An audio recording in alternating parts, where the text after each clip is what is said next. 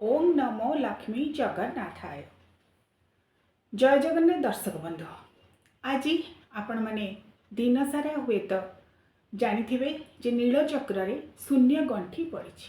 तेबे अनेक समय जितेबाला नीलचक्र रे शून्य गंठी पड़े भक्त मानक मन रे प्रश्न उठे, कहीं नीलचक्र रे शून्य गंठी पड़े, कौन रही तार महात्म्य, शून्य गंठी पड़वा द्वारा कौन प्रभाव पड़े, महाप्रभुंकर एपरी महिमा कहीं बेले बेले महाप्रभु करती। आसतु आज ये वीडियो रे सविशेष भाव में आलोचना करवा कौन यही शून्य गंठी, कहीं बेले बेले नीलचक्र उपरे फरफर हो उड़ुथिबा पतितपावन बानारे पड़ जाए शून्य गंठी। तेबे महाप्रभुंकर महिमार जितेबाला बड़ देउलर उत्तुंग शिखर रे नीलचक्र उपरे पतितपावन बाना उड़ी थाए, जो बानार संदर्शन रे दूर दूरांतरु जो भक्त माने निजर मनर आवेग, भक्तिभाव, श्रद्धा, सम्मान, व्याकुलित भाव को नहीं महाप्रभु को दर्शन करने आसती।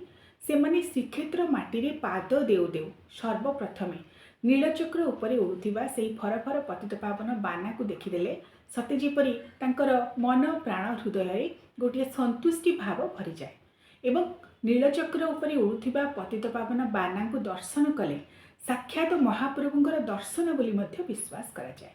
सेतिपई अनेक समय रे आपण माने देखुथिबे जानुथिबे जे पतितपावन बाना को नहीं, नीलचक्र को नहीं, श्रीमंदिर दधिनौती को नहीं अनेक प्रकार रोचक कथा मध्य आमे जानि पारो। तेबे जितेबाला आज दिन सारा गोटे खबर परिवेषण हेबारे लागिछि जे नीलचक्र उपरे उड़ुथिबा पतितपावन बानारे पड़ी शून्य गंठी। अनेक श्रीजगन्नाथ प्रेमी मनरे उत्कंठा भाव सृष्टि होइछि कौन यही शून्य गंठी। आपण माने जानिथिबे दर्शक बंधु, आमर श्रीमंदिर जोठारे स्वयं परमब्रह्म परमेश्वर परमात्मा विराजमान करिसेंती स्व इच्छा मते एकरु अनेक होई चतुर्था मूर्ति स्वरूप शंखनाभि मंडल रे सेही शंखक्षेत्र श्रीक्षेत्र मध्य भाग रे भव्य श्रीमंदिर, श्रीमंदिर मध्य रत्न सिंहासन, तार उपरे महाप्रभु विराजमान करिसेंती चतुर्था मूर्ति पुणी सप्तदा विग्रह स्वरूप नानादी लीलाखेला को संपादित करुछंती। तेबे श्रीमंदिर उपरे बड़ देउलर उत्तुंग शिखर रे नभश्चुंबी शिखर बोली जहाक कहा जाए, बड़ देउलर उच्चता पाखापाखि 214 फुट एवं एते बड़ श्रीमंदिर बड़ देउलर उत्तुंग शिखर रे जितेबाला दधिनौती उपरे नीलचक्र को स्थापित करा जाइछि। नीलचक्र उपरे जो बाना उड़ुछंती कहा जाए पवनर विपरीत दिगरे सेही पतितपावन बाना उड़ुछंती। नीलचक्रे हो देख लागी होई अछि पतित पावन बाना, पतितर दुख हरण पाइंकी फर फर उड़े सिना। पतित मानकर दुख को हरण करबा पाई, पतित मान को सार्थक करबा पाई महाप्रभु जेपरि भाव सते नौका सदृश भव सागर रे पतित होइतिबा समस्त पतित मान को उद्धार करथांती। सेइथिपाई प्रतीकात्मक भाव में पतित पावन बाना उड़ुथाए एवं पवनर विपरीत दिगरे ताहा सदा सर्वदा उड़ुथाए। कारण आमर दक्षिण दिगरे रहिसंती महोदधि, महोदधि जो पवन आसी थाए दक्षिणा पवन साधारणतः बाना पवनर अनुकूल दिगरे उड़ी थाए, मात्र बड़ देउलरे पतित पावन बाना पवनर विपरीत दिगरे सदा सर्वदा उड़ी थाए। ये गोटे हूँ आश्चर्यजनक कथा। तेबे बेले बेले सेथिरे गंठी पड़ जाए, जहाँ को आम श्रीजगन्नाथ संस्कृति भाषा रे कहि थाउ शून्य गंठी। स्वयं शून्य ब्रह्म, स्वयं पूर्ण ब्रह्म, शून्य ब्रह्मंकर पतित पावन बानारे जितेबाला गंठी पड़ जाए ताहाको कहा जाए शून्य गंठी। पवन जेहेतु बहुत परिमाण रे बहिबारे लगे सेतबेले पाखापाखि बाना गुड़िक जो बंधा जाए 14 फुट्र बाना बंधा जाए। आमर नीलचक्र जो अक्षय दंड रही जो दंडरे पतित पावन बाना को बंधा जाए सदा सर्वदा ताको अक्षय दंड बोली कहा जाए। एवं आउ जो बाना गुड़िक बंधा जाए प्रत्येक दिन भक्त मानक द्वारा प्रदत्त मानसिक पूरण करा जाइथिबा उद्देश्य रे से बाना गुड़िक भक्त माने देइथांती श्रीमंदिर प्रशासन को। प्रत्येक दिन संध्या समय रे से बाना गुड़िक नहीं श्रीमंदिर जो माने चुनरा सेवक बा जहाँ को गरुड़ सेवक बोली कहा जाए से माने भक्तों प्रदत्त से मानसिक बाना गुड़ी को नहीं नीलचक्र उपरे अक्षय दंड ठारे से ही बाना गुड़ी को बांधि था। तेबे बेले बेले पवन अत्यधिक बहिबा कारणरू हेउ बा अन्य कौनसी कारणरू हेउ सेथिरे किछि गंठी पड़ी जाए।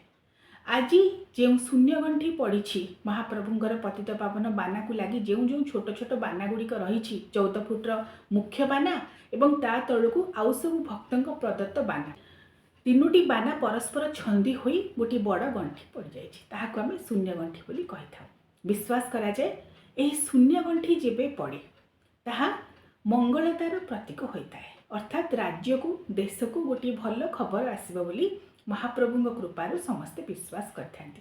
सेथिपाई शून्य गंठी पड़िथिबा बाना गुड़ी को जितेबाला ओह्लाई दि जाए कारण प्रत्येक दिन संध्या समय 5टा समय जहाँ श्रीमंदिर प्रशासन नीति निर्घंट करछि प्रत्येक दिन यही समय बाना को ओह्ला जीव तेणु यही शून्य गंठी पड़िथिबा बाना गुड़ी को जदि ओह्लाइबा परे कहीं भक्त कहीं श्रद्धालु निज घरे नहीं रखि थांती निज घर प्रवेश पथरे हेउ ठाकुर घरे हेउ तेबे कौनसी प्रकार ग्रह विपत्ति से घर को स्पर्श करि पारे नाही बोली विश्वास करा जाए।